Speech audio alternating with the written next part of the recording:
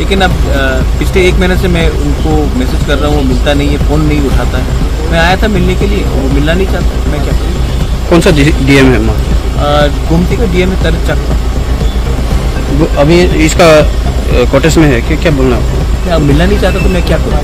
मैं तो अपने काम के लिए नहीं आया हूँ।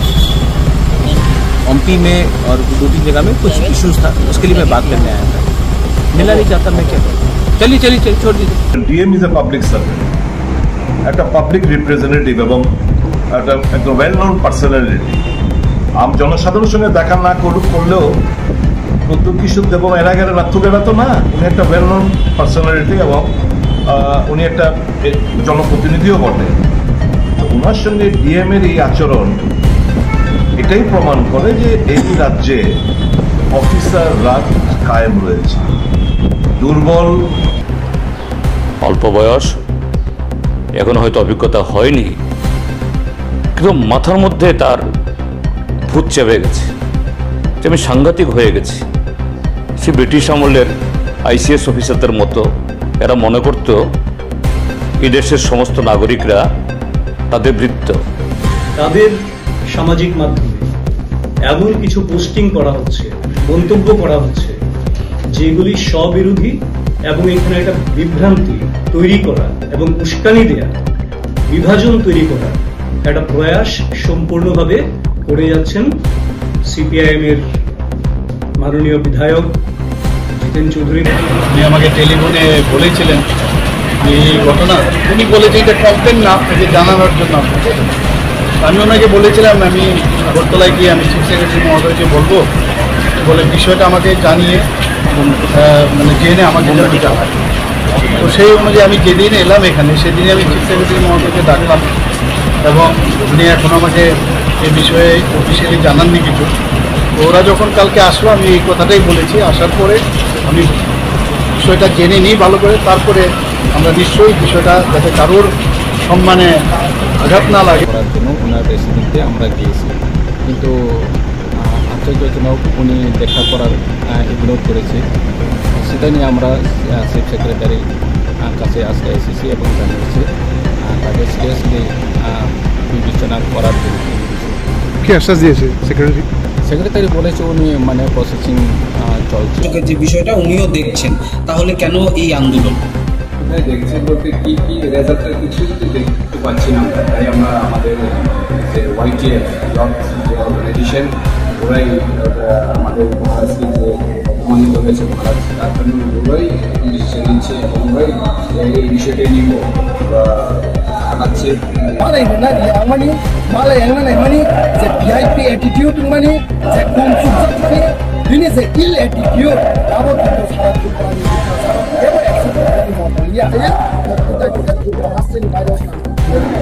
এমন কি বিনি the prime minister excellence award manja kori kan chapa abono pojonto nori nani nalo पाइथागो गोमती हांकरनि हांकरफा तरित कान्ति जाखनोतियै त्रिपुरामथा बदलनि सुप्रीमो बुबाग्रा प्रद्युत किशोर देबबर्मा खुब खेंका आबनोतियै फिरक मंगरखा बीजेपी प्रदेश नि खुपां सुब्रत चक्रवर्ती। সম্প্রতি গত মাসের 25 তারিখে গোমতী জেলার ত্রিপুরামথা সুপ্রিমো তথা এমডিসি মাননীয় মহারাজ প্রদ্যুৎ কিশোর দেববর্মন এবং গোমতী জেলা শাসকের মধ্যে যে অনাকাঙ্ক্ষিত একটি ঘটনা ঘটে, তারপর থেকে আমরা লক্ষ্য করছি এই ঘটনাকে কেন্দ্র করে কংগ্রেস দল এবং সিপিআইএম এটাকে রাজনৈতিক রং দিয়ে রাজনৈতিক লাভালাভের রুটি সেঁকতে শুরু করেছেন এবং এই ঘটনাকে কেন্দ্র করে তাদের স্ববিরোধী বক্তব্য একের পর এক উঠে আসছে। তারা নিজেরাও জানেন না আসলে তারা কি বলতে চাইছেন, কি বিশ্বাস করেন। তার জন্য মানুষকে বিভ্রান্ত করে মানুষের মধ্যে বিভাজন রেখা তৈরি করা, এই ধরনের একটি প্রয়াস তাদের মধ্যে আমরা লক্ষ্য করছি। বিভিন্ন সোশ্যাল মিডিয়ায়, তাদের সামাজিক মাধ্যমে এমন কিছু পোস্টিং করা হচ্ছে, মন্তব্য করা হচ্ছে যেগুলি স্ববিরোধী এবং এখানে একটা বিভ্রান্তি তৈরি করা এবং উস্কানি দেয়া, বিভাজন তৈরি করার একটা প্রয়াস সম্পূর্ণভাবে করে যাচ্ছেন সিপিআইএম এর মাননীয় বিধায়ক জিতেন চৌধুরী মহোদয়, কংগ্রেসের মাননীয় বিধায়ক সুদীপ রায় বর্মন মহোদয় এবং তার সঙ্গে আরো কেউ কেউ যুক্ত রয়েছেন। যেখানে এই ঘটনাকে কেন্দ্র করে আমাদের রাজ্যের মাননীয় মুখ্যমন্ত্রী অধ্যাপক ডক্টর মানিক সাহা মহোদয় স্পষ্টভাবে বলেছেন যে জনপ্রতিনিধি এবং প্রশাসন কর্তা যারা আছেন তাদের পারস্পরিক একে অপরের প্রতি শ্রদ্ধা, বিশ্বাস, সৌহার্দ্যপূর্ণ পরিবেশে এবং সহমতের ভিত্তিতে রাজ্যের প্রশাসন পরিচালনা করা, যার ফলে রাজ্যের যে মূল লক্ষ্য ত্রিপুরাকে একটা উন্নত রাজ্যে পরিণত করা, একটা শ্রেষ্ঠ প্রদেশে পরিণত করা, এবং সেই লক্ষ্যে রাজ্য সরকার যখন নিরলসভাবে কাজ করছেন, প্রশাসন কাজ করছে, ত্রিপুরায় গুড গভর্নেন্স চলছে এবং তারই ফলশ্রুতিতে আপনারা নিশ্চয়ই অবগত আছেন নর্থ ইস্ট ইনভেস্টমেন্ট সামিট যেটা ভারত মণ্ডপমে হয়ে গেছে, 7টা রাজ্যে টোটাল বিনিয়োগের 50% উপর বিনিয়োগ করার জন্য বিভিন্ন প্রতিষ্ঠান ত্রিপুরাতে বিনিয়োগ করতে রাজি হয়েছেন, যার পরিমাণ 15,600 কোটি টাকার উপরে। এবং গতকালকেই পতঞ্জলির যিনি রয়েছেন ওনার সঙ্গেও মাননীয় মুখ্যমন্ত্রী মহোদয়ের সহমত হয়, ওনারাও বিনিয়োগ করতে চাইছেন। রাজ্য সরকার যেহেতু চাইছেন, রাজ্য সরকার বলতে এখানে বিজেপি, তেপরামথা, আইপিএফটি, আমাদের কোয়ালিশন সরকার রয়েছে, এই সরকারের প্রত্যেক নেতা, মন্ত্রী, বিধায়ক যারাই আছেন প্রত্যেকেই চাইছেন ত্রিপুরাকে একটা শ্রেষ্ঠ উন্নত প্রদেশে পরিণত করতে। তো এই ধরনের ঘটনাকে কেন্দ্র করে এরা একটা বিভাজন রেখা তৈরি করে স্বপ্ন দেখছে যে এই সরকারকে কোনোভাবে বদনাম করা যায় কিনা, সরকারকে দুর্বল করা যায় কিনা। তাদের এই অপপ্রয়াস মানুষ ঘৃণা ধরে প্রত্যাখ্যান করবে। ভারতীয় জনতা পার্টির নেতৃত্বাধীন ত্রিপুরার বিজেপি, তেপরামথা, আইপিএফটি সরকার তার নির্দিষ্ট যে কর্মসূচি রয়েছে, যে লক্ষ্য রয়েছে, সেই কর্মসূচির মাধ্যমে সেই লক্ষ্য অর্জনে যথেষ্ট মাত্রায় তৎপর এবং জনগণের প্রতি দায়িত্বশীল এবং দায়বদ্ধতা নিয়ে কাজ করছে।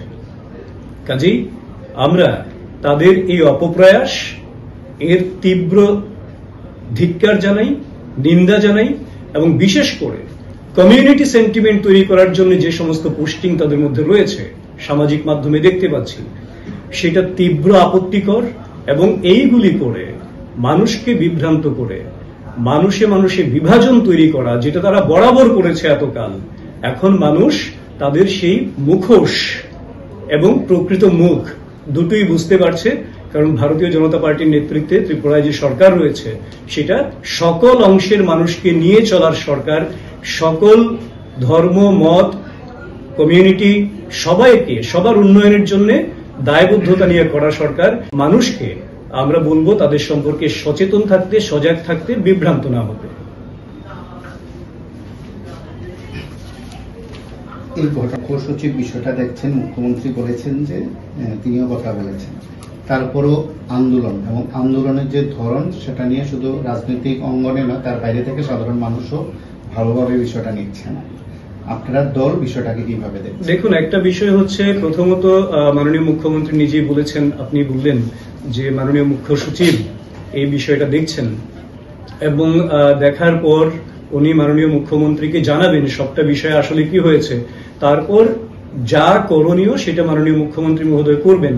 এবং সেই অবসরে আমি বলে রাখি, আপনারা অবগত আছেন মাননীয় তেপরামথা সুপ্রিমো তথা এমডিসি মহারাজা প্রদ্যুৎ বিক্রম মানিক্য এখন বাইরে রয়েছেন, তিনি ত্রিপুরায় নেই।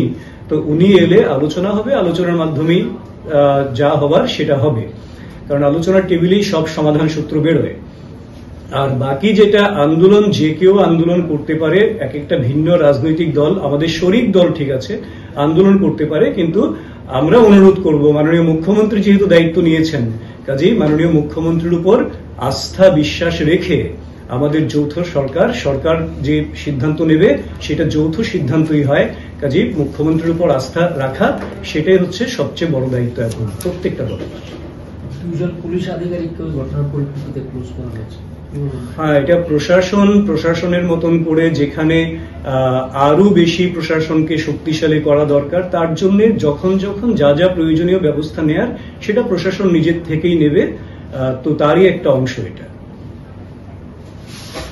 ধন্যবাদ।